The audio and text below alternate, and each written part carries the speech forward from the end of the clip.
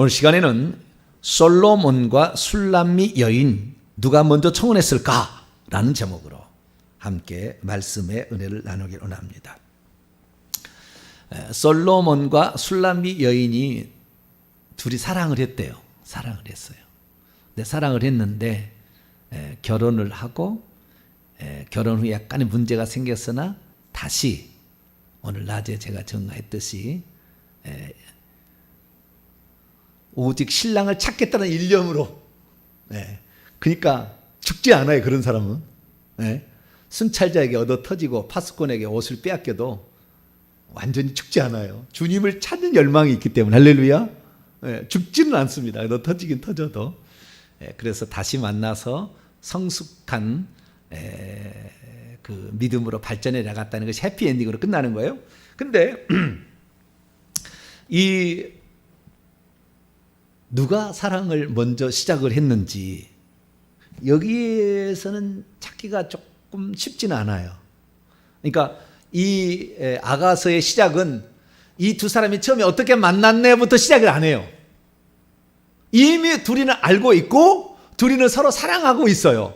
그래서 사랑을 연정을 노래하고 있어요. 서로 그렇게 시작합니다. 그러니까 그전에는 어땠는지가 안 나와요. 안 나왔죠. 그전에는 어쨌는지가 미루어 추정을 해가야 되는 거예요. 그것은 성경 전체를 봐서 이제 해 나가야 되는 것이죠. 그래서 이 누가 먼저 사랑을 시작했을까라는 건데 이것은 추정을 해 나가야 돼요. 그냥 둘이는 처음부터 사랑하고 있어요. 그래서 이 아가서는 일종의 오페라 가곡이에요. 오페라 가곡. 그래서 공연하기 위해서 써진 거예요. 공연하기 위해서. 그러니까 그냥 시로만 낭독되는 것이 아니라 직접 등장인물이 나와서 노래를 함으로써 이것이 그 공연하기 위하여 써져 있는 거기 때문에 처음부터 누구는 둘이 만났네 어떻게 했네 그 다음에 결론은 이렇게 나가지 않아요. 뒤에는 이 시작을 할 때 그 내게 입맞추기를 원하니 내 사랑이 포도주보다 나음이로다 라고 말을 시작함으로써 그분이 왜 저 여자에게 입맞추기를 원한다고 저 여자가 간절히 원할까? 라고 궁금증을 자아나게 하면 또 시작이 되는 거죠. 그러니까 그 전에 무슨 일이 있었어요. 여기 안에 무슨 일이 있었는데 그건 생략되어 있어요. 그게 다 설명하지 않아요. 그래서 우리가 이 누가 먼저 사랑을 했는지 청혼한 것은 누군지가 나옵니다. 청혼은 누가 했는지. 근데 사랑은 누가 먼저 했는지는 추정으로밖에 찾아낼 수 없어요. 추정으로밖에. 누가 먼저 사랑했을까요?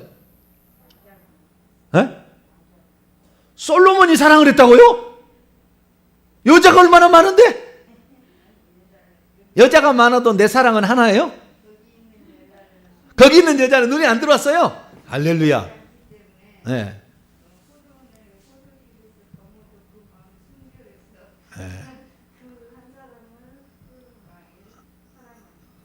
좌우지간 이 내 마음에 드는 여자는 없었다. 여자는 많았어도 그런데 어쨌든 뭐 여기에 전 단계는 안 나와. 전 단계는 기승전결한다면 뭐 어떤 시작점이 있어야 되는데 처음에 충격적인 장면을 탁 이렇게 던져줌으로 시작을 하기 때문에 그 전에는 어떤 건지 모르는데 간접적으로 알 수 있는 것을 좀 찾아볼까요? 1장 2절을 봅니다. 1장 2절 읽습니다. 시작. 내게 입맞추기를 원하니 내 사랑이 포도주보다 나음이로구나. 그러니까 그 사랑이 그 남자가 솔로몬이 자기를 사랑하는 것이 포도주보다 더 진하다는 거 아니에요. 달콤하고 그냥 뿅 가게 만드는 거 아닙니까? 포도주 마시면 그런가요? 달콤하고 뿅. 그것을 일컬어서 뭐냐면은요. 콩깍지가 끼었다. 그렇게 말할 수가 있어요. 그리고 그 예루살렘의 딸들도 다른 여자들 처녀들도 알고 있어요. 그 사랑 그 여자를 사랑하고 있다는 것을 알고 있어요. 자, 1장 4절을 또 읽어볼까요? 1장 4절 시작. 왕이 나를 그의 방으로 이끌어 들이시니 너는 나를 인도하라. 우리가 너를 따라 달려가리라. 여기까지는 여자의 대사예요. 여기까지는. 그 다음에는 처녀들의 대사예요. 우리 처녀들의 대사일 수도 있고 아닐 수도 있는 여러 가지 학설은 있어요. 근데 그 읽어봅시다. 시작. 우리가 너로 말미암아 기뻐하며 즐거워하니 내 사랑이 포도주보다 더 진함이라. 처녀들이 너를 사랑함이 마땅하니라. 여자가 한 얘기일 수도 있고 처녀들이 한 얘기일 수도 있는데 처녀들이 한 얘기라고 얘기하는 부분도 있고 해석자마다 다른 건데 좌우지간 그분이 사랑이 포도주보다 진하다. 그러니까 사랑을 했기 때문에 사랑하기 때문에 이 여자도 사랑에 빠지는 겁니다. 먼저 그러니까 그 사랑은 전염성이 있어요. 전염성이. 제가 전염성이 있다는 걸 어떻게 하냐면은 그 사랑을 해본 사람이 사랑을 잘해요. 사랑을 받은 사람이 사랑을 잘해요. 사랑을 받아야 사랑을 잘해요. 사랑을 못 받은 사람은 사랑의 방법이 서투릅니다. 그러니까 혹시 남편이 둘째 아들이나 그래가지고 사랑을 못 받고 컸는데 남편이 부드럽게 나오기를 기대하지 마세요. 사랑하는 방법을 몰라 그 사람은. 그러니까 절대 그 표현을 못 할 거예요. 너무 그 섭섭하지 말라고. 그거에 대해서 사랑을 충분히 받아본 사람은 그 사랑을 할 줄 알아요. 우리 식구 말해서 그런 죄송합니다만 우리 아들 딸이 효자 효녀예요. 누구를 닮아서 그러게 해요? 대답 안 해도 알겠죠? 우리 어머니한테 전화해서 물어보세요. 우리 어머니한테 물어보라고. 그럼 말하지 않아도 그것이 답습이 돼요. 희한하게 답습이 돼. 그거 희한합니다. 받아본 사람들은 할 줄도 아는 거예요. 그런데 한 번도 이거 사랑을 못 받아봤으니까 표현하는 방법도 서투르는 거예요. 특히 경상도 문딩이들은 좀 더 그래요. 죄송합니다. 다 그런 건 아니에요. 근데 보편적으로 그런가 봐요. 밥 묻나 디비 짜자 그러면 끝이 돼요. 집에 와가지고 뭐라고요? 밥 묻나 디비 짜자 그러면 끝이 돼요. 뭐 남자가 뭐 할 얘기가 별로 없어요. 그것이 바로 경상도 남자들의 특징인데요. 어쨌든 그 원래부터 어릴 때부터 그런 문화 속에 자라왔기 때문에 아마 그러지 않았나 그런 생각이 듭니다. 근데 저처럼 좀 이렇게 구성진 노래 아으리 아으리랑 서리 서리랑 뭐 이런 것에 자란 사람들은 느낌이 있어요. 노래를 해도 느낌이 있고 어깨를 들썩들썩 하는 것이 달라요. 남도의 그 고유한 그 문화가 있는 거죠. 그 문화가 있는 거예요. 그래서 우리가 표현을 못한다고만 할 뿐이지 표현 안 하는 건 아니니까 항상 조그만 것에서 그냥 어머 당신 이런 것도 할 줄 알아? 그러면 더 잘할 거야. 할렐루야. 당신이 1년 12달 내에 무슨 꼬다는 보릿자루처럼 당신 뭐냐 이게 이렇게 얘기하면은 더 안 해. 조금만 잘해도 어머머머 당신 이런 걸 할 줄 알아? 막 그래야 더 잘해주는 거예요. 근데 어쨌든 그 간접적으로 이것을 시사하고 있고요. 간접적으로 시사하는 것의 하나를 또 봅니다. 8장 5절입니다. 8장 5절 읽습니다. 시작. 그의 사랑하는 자를 의지하고 거친 들에서 올라오는 여자가 누구인가? 당당하게 올라오는 거죠. 너로 말미암아 내 어머니가 고생한 곳, 너를 낳은 자가 애쓴 그곳, 사과나무 아래서 내가 너를 깨웠노라. 여기에 그녀의 사랑하는 자를 의지하고 거친 들에서 올라오는 여자가 누군가는 합창입니다. 그 여자들이 하는 얘기예요. 예루살렘의 딸들이 하는 얘기고 중간에 너로 말미암아 남자가 이제 신랑이 하는 거예요. 당신으로 말미암아 내 어머니, 당신의 어머니가 고생한 곳, 당신을 낳은 자가 애쓴 그곳, 사과나무 아래에서 내가 너를 깨웠노라. 이 사과나무는 생명나무 선악과가 있는 그 에덴 동산과 같은 것을 상징하는 것인데 거기에서 잠들어 있는 그 여자, 사랑을 잃어버리고 포도원에 가서 그렇게 고생만 썩빠지게 하고 있는, 그래서 쉴 곳이 없고 수고하고 무거운 짐을 지고 가고 있는 그 사람을 일깨워서 너는 원래 나의 아내야. 나에게 시집 올 때가 되었어.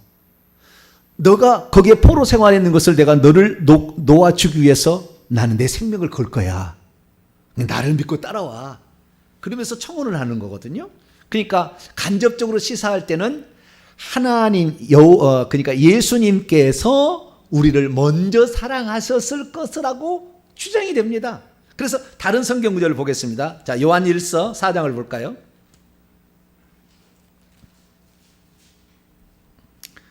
요한일서 4장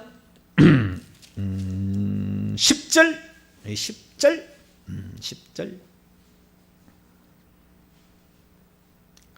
읽습니다. 시작.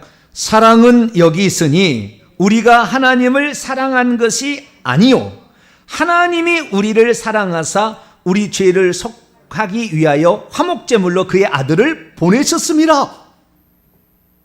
우리는 이미 포도나무 아래 그 밑에서 악한 마귀의 말을 들어가지고 선악과를 먹고 잠들어 버렸어요. 깨어날 수 없어. 오직 백설공주를 깨우러 오는 왕자의 키스에 입맞춤. 맞나요? 백설공주가 사과를 먹고 죽었는데 왕자가 가서 키스해서 살아난 거죠? 네, 주여. 혹시 내가 틀릴 줄 알고. 네. 왕자, 백마 타고 오는 왕자의 키스가 필요한 거죠. 그 독에, 이미 죄의 독에 물들어서 잠들어 있는, 깨웠다. 내가 깨웠다고 그러잖아. 내가 깨웠다. 그러니까 그 계속해서 무거운 짐 같은데 지고 가서 죽어야 돼. 그 포도원, 1,000개의 포도가 있는 그 포도밭에 여우가 얼마나 많이 들어왔겠어요, 거기에. 얼마나 힘들겠어. 여우야! 그럼 여우가 더 빨리 달리겠어요? 이 여자가 더 빨리 달리겠어요? 생각해 보시죠. 남자 정도는 돼야 그래도 좀, 몇 마리라도 하루에 때려잡지. 그 1,000개의 구루가 있는 그 포도밭을 얼마나 힘들겠어요. 힘들다고. 그냥 인생이 너무 힘들어. 배다른 형제, 하나님의 아들들이 둘이 있는데 좀 배다른 형제, 마귀의 자식들이라고 저는 그 표현되는 거예요, 영적으로. 그에 의해서 포도원을 맡아가지고 고생하고 있는, 세상에 밭을 갈고 있는 가시엉겅퀴가 있는 세상 속에 살아가는 우리의 인생이 어느 누구도 이 사람을 해방 줄 수 없고 어느 누구도 이 사람에 평안을 줄 수 없고 어느 누구도 이 사람에게 안식을 줄 수 없을 때 잠들어서 이제 이 어떻게 할 수 없는 우리의 영을 깨워서 너는 원래 나의 신부야. 유일한 신부라고 이제 깨우는, 그렇기 때문에 하나님께서 먼저 사랑하셨으리라고 생각이 되는데, 그런데 그 사랑을 받아서 결혼을 하니까요, 이 여자도 동일하게 사랑을 하게 됩니다. 그래서 받은 사람이 전할 수 있다는 말이 거기에요. 오늘 그 청혼하는 신랑 될 솔로몬이 술람에게 청혼하는 말 속에 그게 들어있어요. 2장. 여러분 아가서를 1000번을 읽으세요. 몇 번 읽어요? 1000번을 읽고 들으면 제가 하는 말이 더 깊이 다가올 거예요. 근데 아가서가 뭔 내용인지도 모르겠다 이러고 듣고 있으면은 그 얘기 갖고 이럴 수도 있어요. 많이 읽어보시면은 그래서 이런 얘기가 써있구나 알게 될 거예요. 자, 2장 13절입니다. 신랑이 하는 소리예요. 자, 있습니다. 시작. 무화과 나무에는 푸른 열매가 익었고 이른 무화과가 있어요. 이른 무화과가 익었고 포도나무는 꽃을 피워 향기를 토하는구나. 나의 사랑 나의 어여쁜 자야 일어나 함께 가자. 아니네. 요거는 결혼하기 전에네요. 결혼한 후에 제가 죄송합니다. 4장으로 가야 됩니다. 제가 헷갈렸습니다. 4장으로 가야 됩니다. 4장 10절인데 제가 잘못했네요. 지금 결혼하기 전이고 2장이고 3장 6절에서 결혼식을 해요. 3장 11절까지 결혼식을 하고 그리고 난 다음에 이제 신부에 대한 찬가가 나와요. 신랑이 하는 찬가가 4장 10절 읽습니다. 시작. 내 누이 내 신부야 내 사랑이 어찌 그리 아름다운지 내 사랑은 포도주보다 진하고 내 기름의 향기는 각양 향품보다 향기롭구나. 내 사랑은 포도주보다 진한다는 얘기는 처음에 그 여자가 한 얘기잖아요. 당신의 사랑이 포도주보다 진하니 나에게 입을 맞춰주세요. 이렇게 얘기했잖아요. 근데 나중에 결혼을 하고 신랑의 사랑을 받고 보니까 너의 신부 내 누이 같은 내 신부의 사랑도 어찌 그리 크고 아름다운지 네 사랑이 포도주보다 진하다 이렇게 얘기를 하는 거예요. 여러분들 그래서 여러분 자녀를 시집 장가 보낼 때는 상처가 없는 사위나 며느리를 받는 게 좋아요. 상처를 해결받은. 그게 안 받으면 평생 괴롭혀. 여러분 딸하고 아들을. 그 상처가 낫길 닿을 때까지. 근데 그 상처는요, 제가 보니까요, 해결되는 그 상처를 해결할 수 있는 유일한 방법이 있어요. 뭔지 아세요? 눈물이에요, 눈물. 하나님의 사랑이 너무 깊어서 나같이 부족한 죄를 사랑해 준 그 사랑이 너무 감격스러워서 눈물을 많이 흘리잖아요. 싹 치유가 돼요. 싹 치유가 돼요. 그런 사람들 만나면은 염려할 것이 없어요. 여러분의 딸이나 아들을 염려할 것이 없어요. 그런 며느리나 그런 사이를 만나게 되면. 근데 그런 사랑을 못 받으면 일평생에 괴롭혀요. 일평생에 괴롭혀. 그래서 제가 봤을 때는 두 가지 방법인데요. 그 상처를 준 사람이 사과를 해서 그 마음의 상처를 해결해 주라 하는 것이 세상의 상담학이에요. 세상의 상담학. 근데 우리 그리스도인들은 세상에 자기 상처를 준다가 이렇게 막 대화를 해가지고 상처를 막 눈물 나고 이렇게 해서 해결한 게 아니라 그리스도의 사랑을 받게 하면은 해결이 돼요. 할렐루야. 이 희한한 일입니다. 그래서 이 진짜 상담학자는요, 하나님의 사랑을 들려줄 수 있는 자여야 돼요. 근데 세상의 상담학은 그 얼마나 아프니, 그래 마음 아팠겠다, 아이고 그러고 아이고 같이 울어주고 그러면 되는 줄 알아. 이거 안 돼요.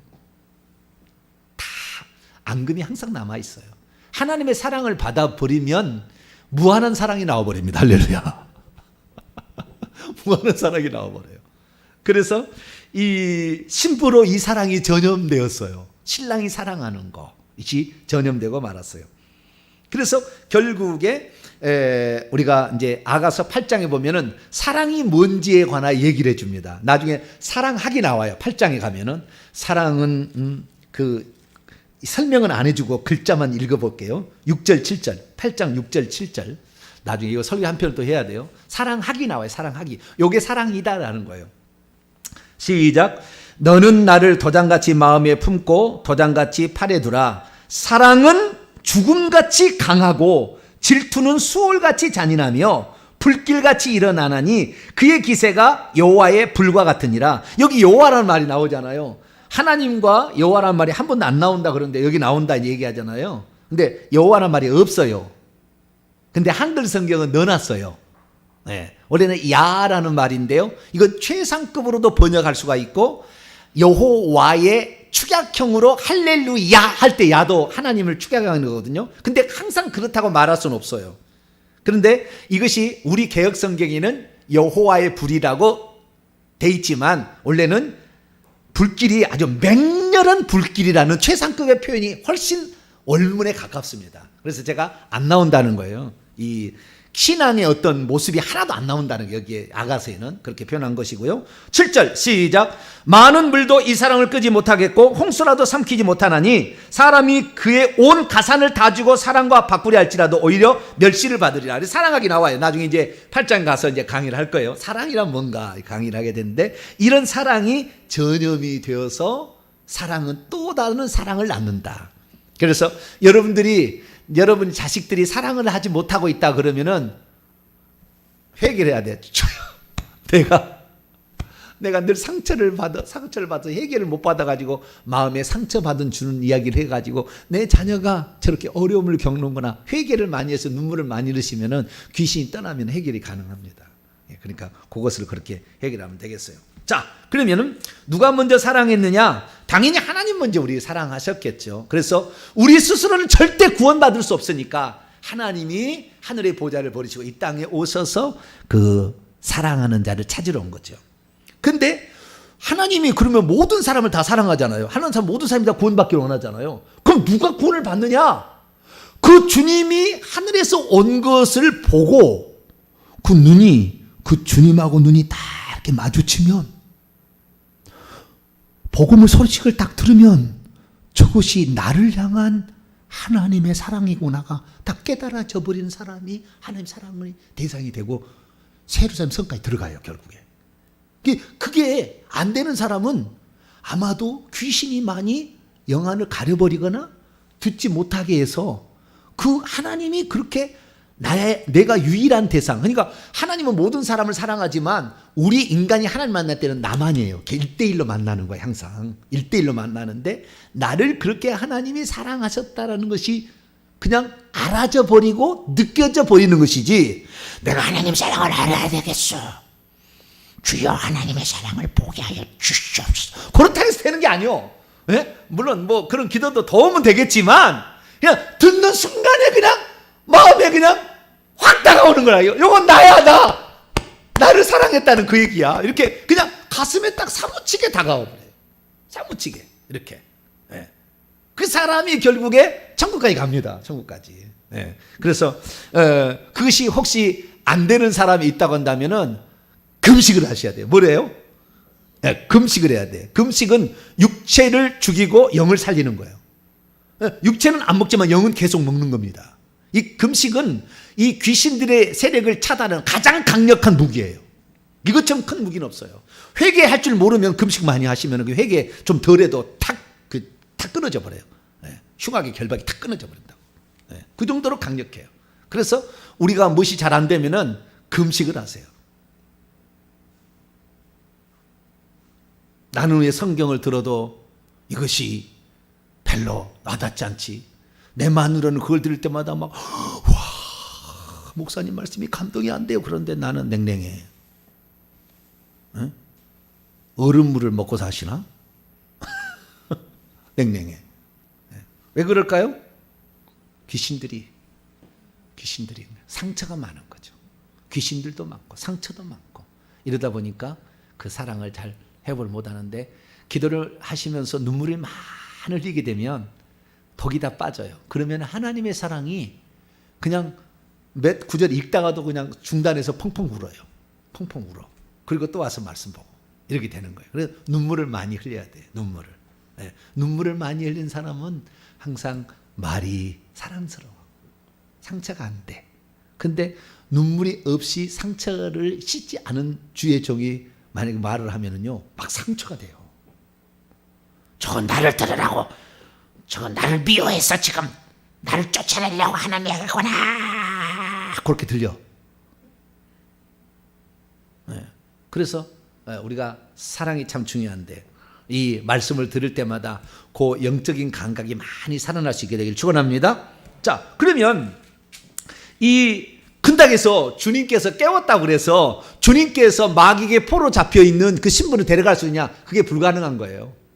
그래서 주님께서 우리를 사랑하셔서 우리를 데려가는데 청혼을 하잖아요. 청혼해서 데려가는 거예요. 결국에 이 땅이 시골에 있는 포도원에 있는, 구약이면 이스라엘 백성이고 신약이면 교회라고 칭되는 그 포도원에 있는 우리를 데려가다 어디로 데려가냐면요, 성 안으로 데려가는 거예요. 예루살렘 성 안으로. 그러니까 청혼은 다른 게 아니고요, 장소를 옮기는 거예요. 뭐라고요?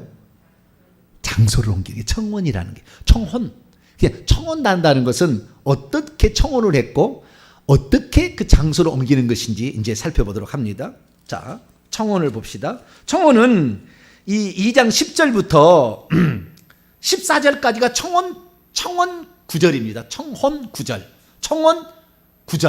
네. 그래서 오늘날도 신랑 신부 이런 결혼학이나 사랑학을 가르친 데는 이것을 청혼 구절이라고 써놓고 이것을 나중에 그 신부를 청혼할 때 이 구절을 인용해라 이렇게 가르칩니다. 이 아가서를 이용하는 신랑 신부들한테 할 때는 그 얘기를 하거든요. 뭔 얘기로 그러면은 청혼을 할 것인가? 여러분 청혼할 때 어떻게 합니까? 꽃다발을 쫙 가까워서 무릎을 착 꿇고 영원히 뭐라고 했어요? 여러분 뭐라고 했어요? 우리 딸이 엄마 아빠는 청혼을 어떻게 했어요? 아빠가 했어요? 엄마가 했어요? 물어보더라고요. 누가 했을까요? 네? 청혼은 남자가 해야 됩니까? 여자가 해야 됩니까? 남자가 하는 거예요. 다 여기 성경 남자가 다 돼 있어요. 다 솔로몬이 하게 있다고요.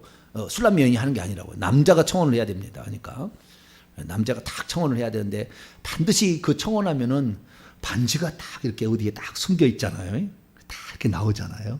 사랑의 마음을 표현을 하는데 여기서는 이 청혼의 그 말이 나오고요. 그 다음에 그 청혼의 증표가 나와요. 두 가지가 다 나와요. 근데 여기에 지금 2장 10절부터 14절까지는 말만 나오는데 그 앞에 청혼의 증표가 포도주의 집이고 고베라송이에요.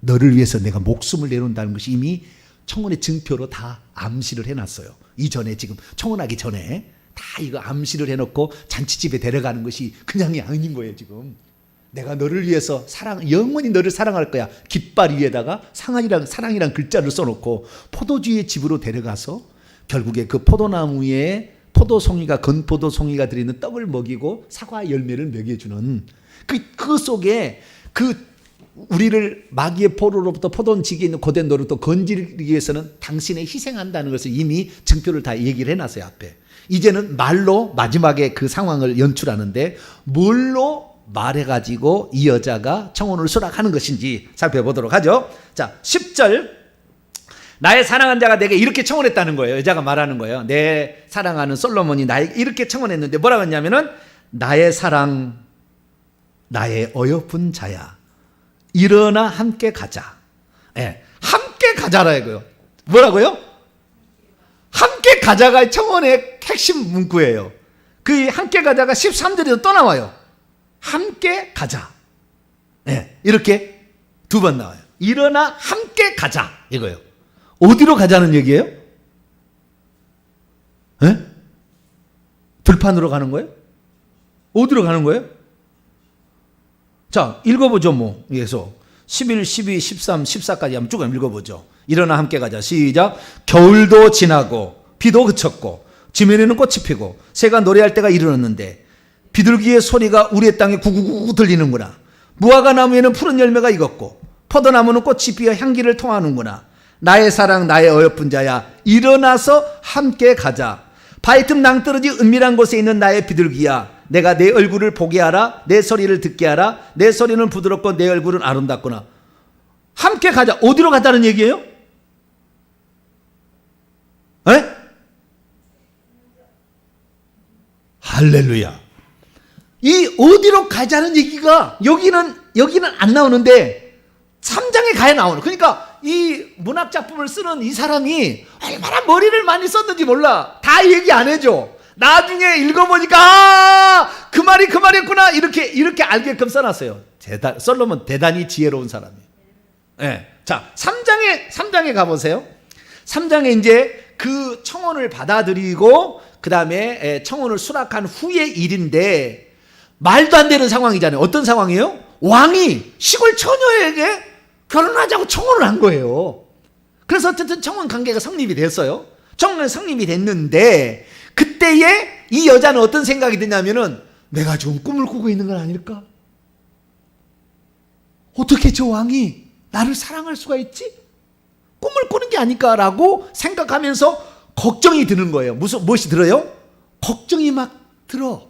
그래서 잠을 자다가 그 걱정이 꿈으로 나타나는 거예요.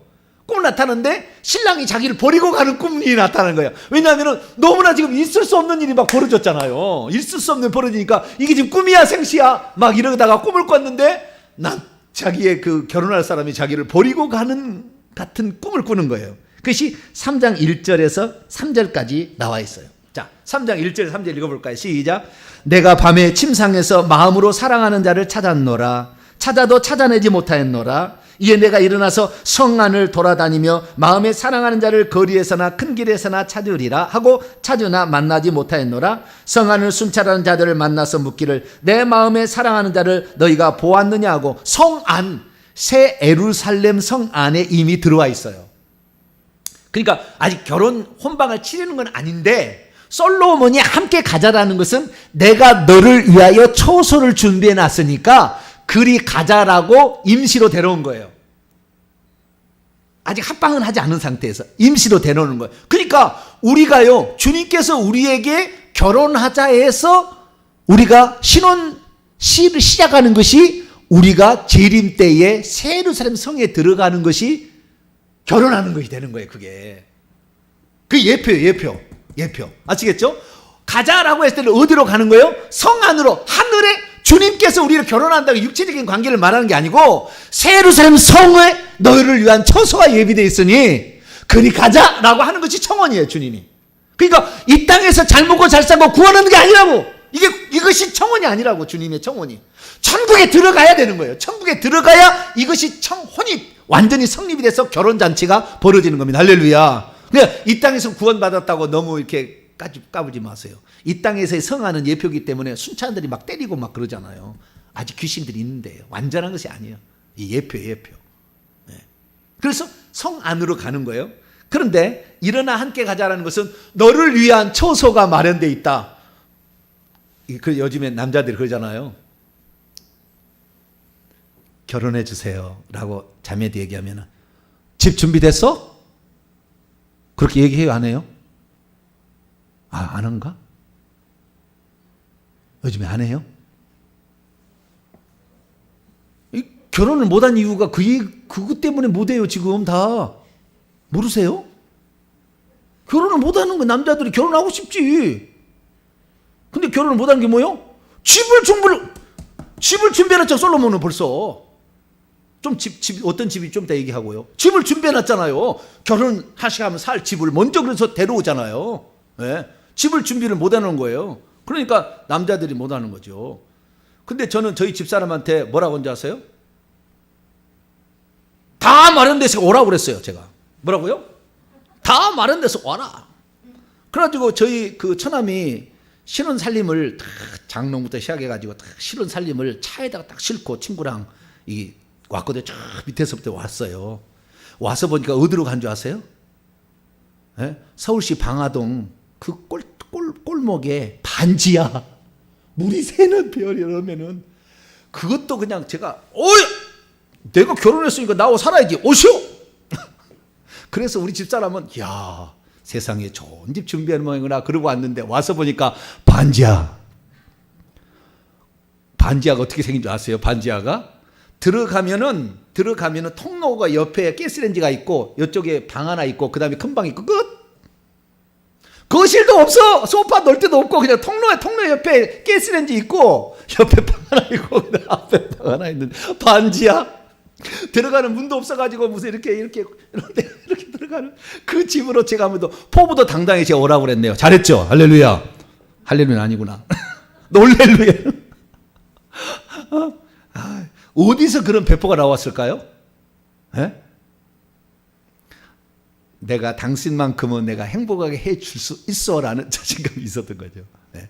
당신 하나를 내가 못 행복하게 해줘야 그런 마음으로 목사는 돈 버는 사람도 아닌데 어떻게 그런 용기가 나왔는지 지금은 이런 마음 갖는 사람들이 별로 없을 거예요. 집 장만해야 된다니까요. 그러니까 하려면은 이게 집 장만 되었다 이거잖아요. 첫째는 집 장만 되었다. 그런데 더 중요한 말이 이 여자의 마음을 싹 바꿉니다. 청혼에 그것이 14절이에요. 14절. 첫째는 일어나 함께 가자 이거잖아요. 왜? 너가 여기보다 이 포도원에서 고된 노역에서 얼마나 힘드니? 왕의 부인이 되면 그런 고생 안 해도 돼. 나를 따라와. 그리고 이제 일어나 함께 가자 그랬잖아요. 근데 뭐라고 14절이 말하냐면 이것에 완전히 여자가 이제 그 마음을 주는 겁니다. 자, 14절 읽어볼까요? 시작. 바위 틈 낭떠러지 은밀한 곳에 있는 나의 비둘기야.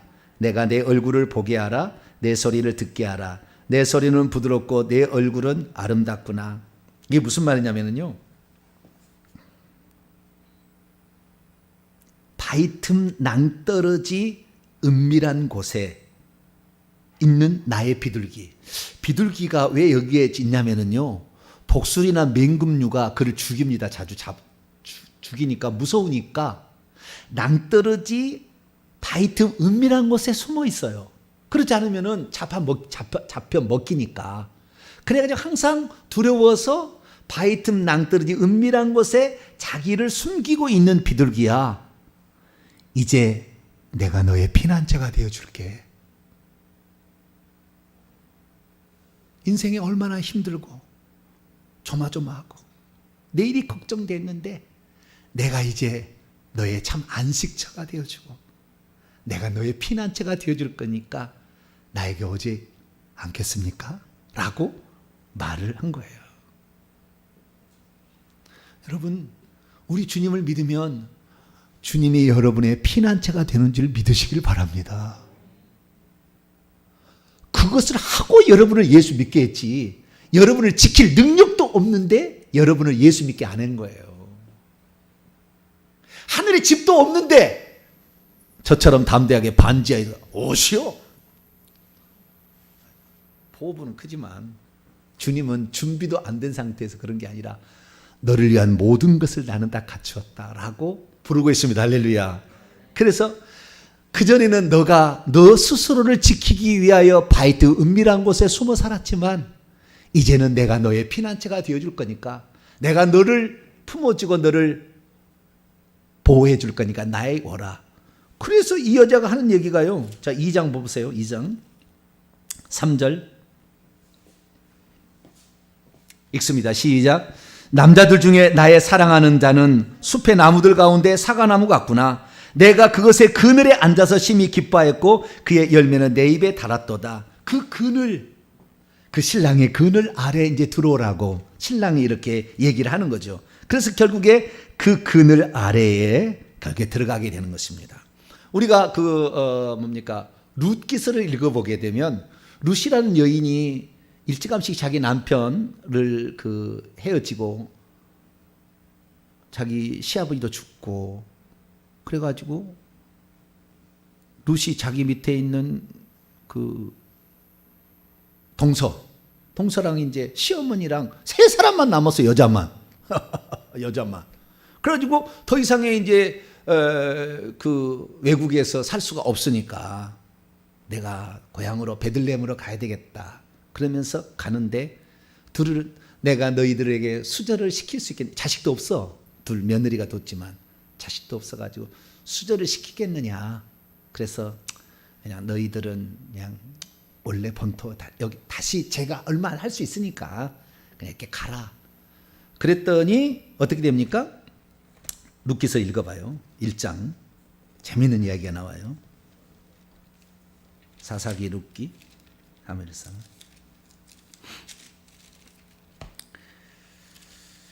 동서 오르반은 어떻게 됩니까? 네? 이렇게 하는 거예요. 어머니 그럴 수 없어요. 그럴 수 없어요. 그리고는 가요.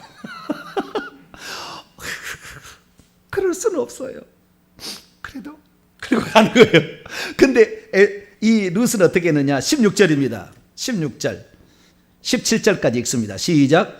룻이 이르되 내게 어머니를 떠나며 어머니를 따르지 말고 돌아가라 간구하지 마옵소서. 어머니께서 가시는 곳에 나도 가고 어머니께서 머무시는 곳에 나도 머물겠나이다. 어머니의 백성이 나의 백성이 되고 어머니의 하나님이 나의 하나님이 되시리니 어머니께서 죽으시는 곳에 나도 죽어 거기 묻힐 것이라. 만일 내가 죽는 일 위에 어머니를 떠나면 여호와께서 내게 복을 내리시고 더 내리시기를 원하나이다. 이게 지조잖아요. 비둘기의 일부종사.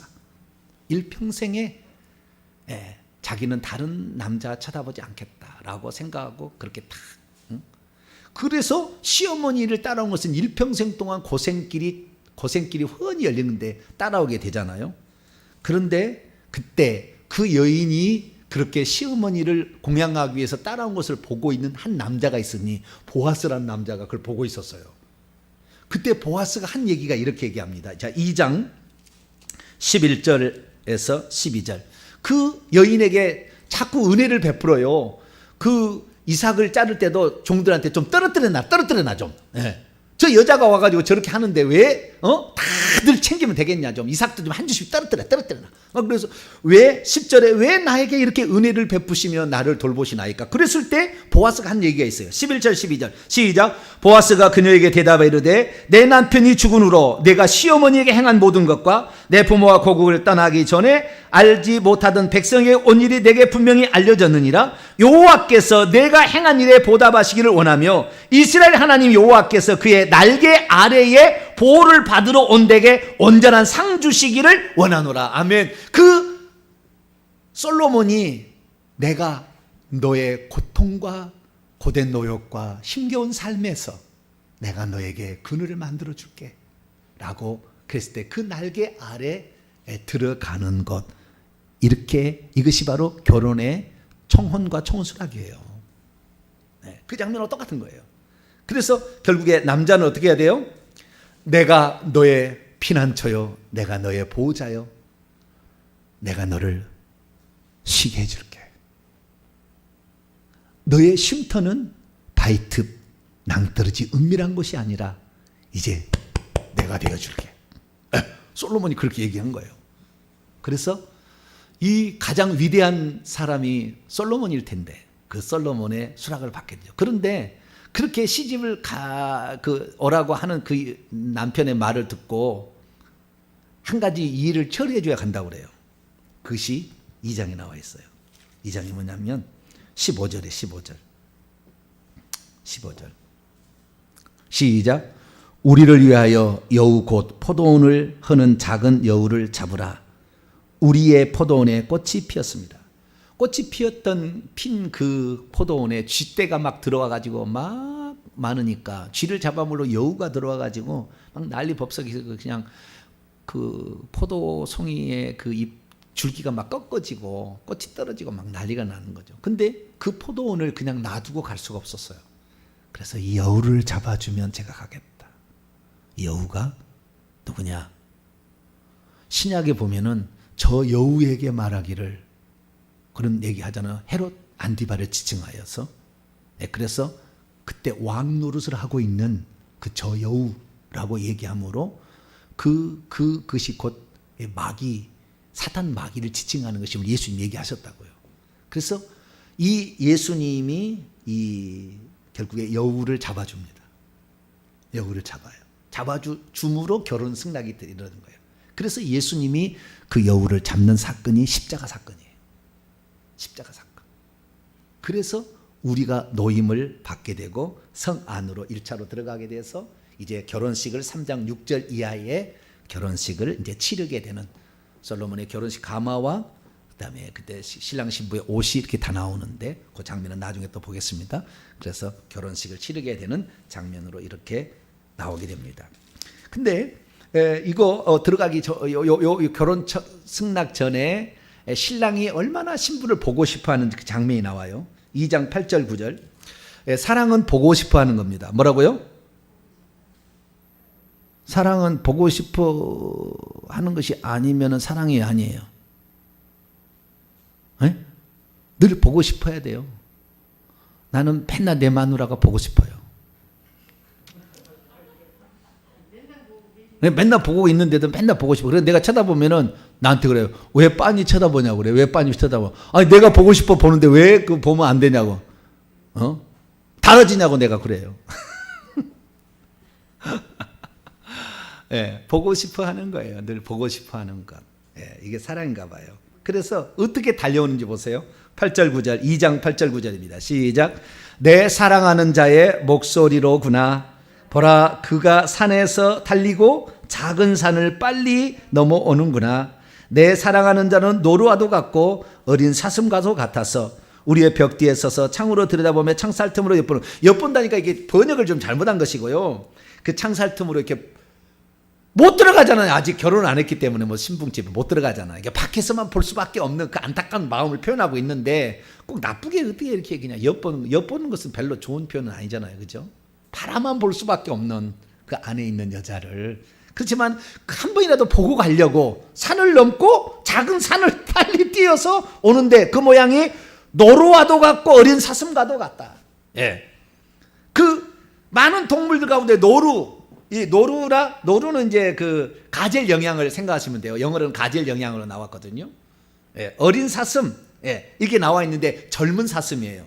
그러니까 젊은 사슴이나 노루는요, 팔쩍팔쩍 뛰어다닙니다. 예. 그러니까 그 팔쩍팔쩍 뛰어다니는 것이 힘들지 않아.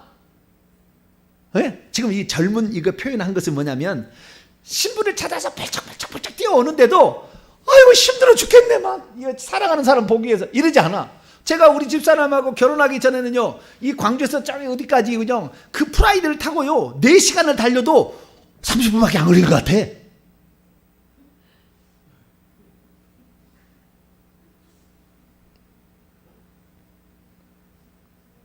그러는 거라니까요. 네. 그 신랑이 말이죠 그 싱싱해. 그냥 그 달려와도 피곤한 기색이 없어. 늘 흥겹고, 내 마누라 얼굴만이라도 한번 보고 갔으면 하고 그 집에 와가지고 이렇게 창문 터머에 이렇게 보고 또 가는 거예요, 이게.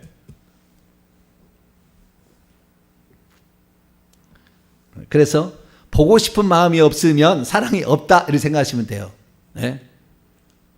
없다 그런 게 아니겠죠. 식어졌다 그러잖아요. 식어졌다. 항상 그런 마음이 있어야 되는데 주님을 사랑하는 마음이 있으면 모든 것이 다 좋게 보입니다. 주님의 사랑이 느껴지지 않으면 모든 것이 다 짜증나게 보여요. 그래서 여러분들 주님의 사랑을 많이 회복할 수 있게 되기를 바랍니다. 정리를 합니다. 마지막으로 한 가지만 하고 마칩니다. 결혼하기 전에 두 사람이 데려가는 장소가 있어요. 한 번씩 데려가는 장소가. 신랑은 포도주의 집, 잔치집이라고 성경에 나와 있지만 2장 4절에 포도주의 집이라는 곳으로 데려갑니다. 신랑은. 신부는 어디로 데려가냐? 자기가 태어난 장소, 태어난 장소에 그 집을 데려가요. 그 집으로. 자기가 태어난 장소의 집은 시골의 집이기 때문에 초라하지 않겠어요? 상당히. 네. 왕의 집은 엄청난데 자기 집은 초라하지 않겠어요? 그 비교가 나옵니다. 아가서 1장입니다. 16절 17절 16절은 여자가 하는 얘기고요. 17절은 남자가 하는 얘기입니다. 결혼하기 전에. 읽습니다. 16, 17 시작. 나의 사랑하는 자야 너는 어여쁘고 화창하다. 우리의 침상은 푸르고 우리의 집은 백향목 들보 잣나무 석가래구나. 그러니까 그 여자가 사는 그 곳의 침상은 그냥 식물로 지어진 그냥 별품 없는 풀로 지어진 그런 집과 그런 그 침상인데 솔로몬이 지어놓은 집, 요 집으로 이제 초청해서 결혼식에 이제 합방이 되는 건데 그 집은 백향목 들보 잣나무 석가래. 백향목이라는 것이 가장 냄새가 좋아요. 냄새가. 네. 그리고 잣나무도 냄새가 엄청 은은하게 납니다. 여러분 나중에 집을 지을 때 백향목 들보와 잣나무 석가래로 집을 지으세요. 이미 결혼해서 안 되겠구나. 네. 결혼 안 할 사람은 그 집을 지으면 그 집이 항상 은은한 사랑의 마음이 쫙 이렇게 펼쳐지는 그런 집이에요. 예, 풀로 지어가지고는 말라 비틀어져가지고 풀 냄새가 나다 끝났겠지만 솔로몬이 지은 집은 계속 있어도 거기에서 피크 아니구나 뭐가 나온다더라. 피톤치드. 예. 피톤치드인가 뭔가 자우지가 은은하게 나오는 거예요. 은은하게 나오는데. 예. 예. 그런데 그 솔로몬이 그 집으로 데려가는 게 아니고 솔로몬은 포도주의 집으로 데려간다. 포도주의 집으로. 내가 너를 위해서 주어준 골고다 언덕으로 데려가는 거예요. 내가 너를 위해서 이 피를 다 흘린 이 장소. 그 예표가 성만찬 집이에요. 이렇게 하겠다는 걸 보여준 게. 그러니까 결국에 포도주의 집은 골고다 언덕이에요. 우리를 항상 골고다 언덕으로 데려가는 거예요. 그래서 우리가 그분이 어떻게 우리를 사랑하셨는가를 우리가 알게 되는 거예요. 그래서 그 사랑을 받게 되면 그 다음부터는 그 사람에게서도 사랑이 흘러나오기 시작해요. 그래서 포도주보다 진한 사랑이 다시 거기서 펼쳐지게 하는 거예요. 근데 여자는 그런 거예요. 내가 태어난 장소 나는 볼품없고 나는 아무짝에도 멋있는 게 없는 내가 태어난 이런 장소에 당신이 와도 나를 싫어하지 않겠습니까? 라고 물어봅니다. 여자는. 그러나 주님은 내가 너의 영원한 바이틈 낭떠러지에 숨어있는 너를 은밀한 거 이제 나와서 거기에서 나와서 나와 함께 가자. 내가 너의 영원한 피난처요 보호자가 되어주겠다. 이렇게 신랑이 약속해서 결국에 결혼의 꼬리를 딱 하게 되는 거예요. 할렐루야. 네. 그래서 우리가 이 땅에 태어난 곳 너무 초라한 것이고 볼품 없는 것이지만 주님은 그 현장이라고 우리를 무시하는 것이 아니라 우리를 사랑하는 그 사랑은 끝이 없어서 우리가 비록 주 앞에 드릴 것이 푸른 침상 나무로 풀잎으로 지은 별것 별뿔 없는 말라 비틀어질 그런 것이랄지라도 주님께서는 우리를 사랑하시고 아니야 내가 너의 영원한 피난처가 되어줄게 라고 하면서 우리를 새 예루살렘 성까지 인도할 줄로 믿습니다. 이 땅에서의 이 땅에서의 성은 아직 예표기 때문에 순찰자들이나 이런 자들이 악한 영들이 있어서 또 이렇게 괴롭힙니다. 그러나 우리가 장차 들어갈 새 예루살렘 성은 절대 괴롭히는 자가 없는 사단 마귀가 없는 곳이 천국 아니에요. 새 예루살렘 성 아닙니까? 여우도 없고 순찰자나 파수꾼도 없는 그 영원한 평안의 안식처. 그래서 이 솔로몬을 만나서 너무 행복한 그녀가 말하기를 아가서 8장 10절로 하고 마치는 거예요. 자, 아가서 8장 10절 읽습니다. 시작. 나는 성벽이요 내 유방은 망대와 같으니 그러므로 나는 그가 보기에 화평을 얻은 자 같구나. 나는 그가 보기에 화평을 찾은 자, 화평을 받은 자, 화평을 이루는 여인 같구나. 당신이 나에게 이런 평화를 주는 바이트 은밀한 곳에 숨어 사는 불안한 나를 평안한 세계로 인도하신 당신이야말로 나는 당신의 아내 솔로몬의 여성혁명사 술람미 여인입니다 라고 고백을 하는 거예요. 그 위에 성벽과 유방이라 이런 거 표현은 제3단계 그 부분을 말해주는 거예요. 엄청난 비밀이에요. 엄청난 비밀. 우리가 지금 2단계까지 제가 얘기를 했어요. 1단계는 비둘기와 백합화 같은 신부, 두 번째는 원수의 영토에 깃발을 꼽는 전사 같은 신부, 세 번째가 나와요. 세 번째. 그 부분이 마지막에 그 부분 하나 더 공부를 해야만이 아가서는 통째로 다 들어오게 되니까 그때 더 말씀을 드리겠습니다. 기도하겠습니다. 거룩하신 하나님 감사합니다. 주님께서 말라 비틀어진 푸른 나무 집에 살고 있는 저희들을 찾아오셔서 하늘의 새 예루살렘에 아름답고 거룩한 향기나는 처소로 저희들을 데려가심에 감사를 드립니다. 주님이 재림할 때까지 아직도 이 땅의 예루살렘에 살고 있지만 그러나 우리가 기도하고 회개하고 주님을 높여드리면 이 땅에서 있는 감시자들로부터도 우리가 싸움에서 이길 줄로 믿습니다. 영적 싸움에 승리하는 자가 될 수 있도록 늘 기도하고 회개하고 주님을 전파하는 자 되게 도와주옵소서. 우리 주 예수 그리스도의 이름으로 기도하옵나이다. 아멘.